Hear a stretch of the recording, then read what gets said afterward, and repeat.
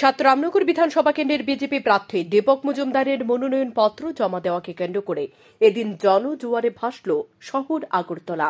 সাত রামনগর বিধানসভা কেন্দ্রের বিজেপি প্রার্থী দীপক মজুমদার প্রগতি স্কুল মাঠ থেকে দলীয় কর্মী সমর্থকদের সাথে সুবিশাল মিছিল করে প্রথমে রবীন্দ্র ভবনের সামনে যান। তারপর দলের নেতৃত্বদের সাথে নিয়ে সদর মহকুমা শাসক তথা রিটার্নিং অফিসার বিপুল দাসের কাছে মনোনয়নপত্র জমা দেন বিজেপি প্রার্থী দীপক মজুমদার।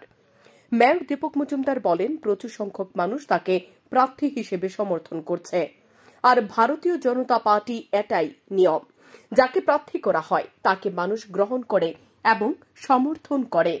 সাত রামনগর বিধানসভা কেন্দ্র থেকে জয়ী হয়ে মানুষের জন্য কাজ করবে বলে জানান তিনি।